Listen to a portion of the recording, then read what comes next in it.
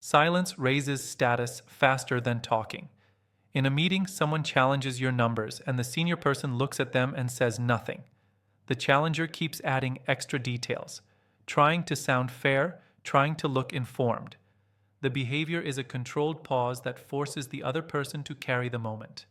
The effect is simple: the talker leaks neediness, and the silent person gains authority without claiming it. This is done by holding eye contact, keeping the face still, and letting the gap stay uncomfortable. You recognize it when someone gets a direct question and the room suddenly belongs to their silence. Most people panic and fill it. At dinner, someone tells a long story and watches you for approval. You give a small nod and one line, and you stop there. The behavior is giving the minimum response that fits the moment and refusing to perform. The effect is that your attention becomes scarce, so others treat it like a reward they have to earn. In practice, this means you answer what was asked and you do not add explanations that were not demanded.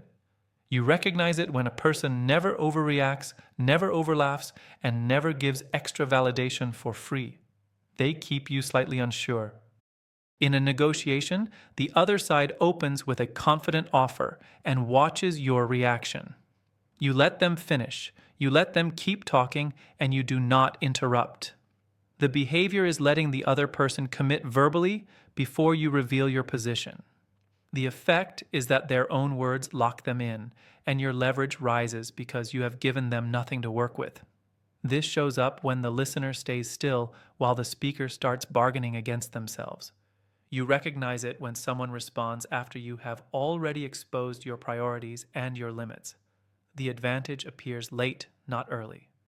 In a group chat, someone tries to build closeness by asking personal questions and sharing their own details. The powerful person stays polite but gives almost no personal material back. The behavior is low self-disclosure even when the setting invites it. The effect is that you cannot map them, so you cannot predict them, so you treat them with more caution and respect. This is done by keeping answers factual, short, and about the task rather than the self. You recognize it when someone can be around you for months and you still do not know what drives them. Information is a handle on you. In an argument, someone demands a quick response because they want to control the tempo. The powerful person responds slower, with fewer words, and the pace shifts instantly.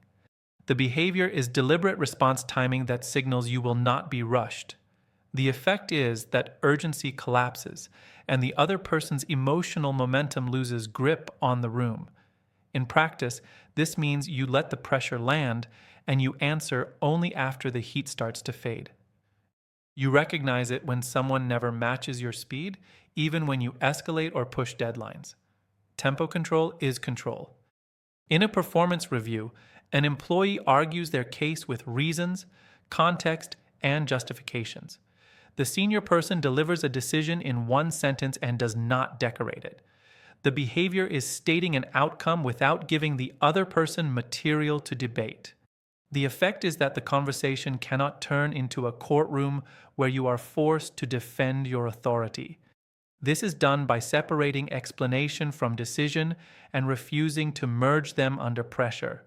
You recognize it when someone stays calm while others search for loopholes in their wording. No reasons, no openings. In a conflict, someone keeps dragging you back into side issues because it dilutes your position. The powerful person repeats one clean boundary and stops talking. The behavior is constraint repetition instead of debate expansion. The effect is that the other person runs out of angles because you do not give them new surfaces to attack. This shows up when your words stay the same even as their tactics change. You recognize it when someone sounds almost boring, and that boredom starts to feel threatening. Boring is often dominance. In a tense conversation, someone throws a small insult and waits for you to defend yourself. The powerful person does not address it and keeps the topic where it benefits them. The behavior is non-response debate followed by immediate return to the agenda. The effect is that the insult fails to control you, and the person who used it looks like they lost composure. In practice, this means you treat the provocation like it never happened, and you continue as if they are still rational.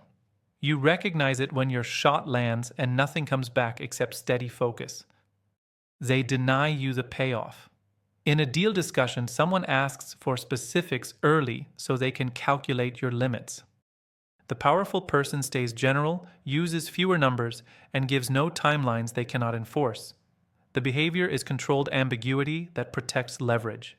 The effect is that the other person cannot anchor you, so they keep testing, and each test reveals more about them than about you.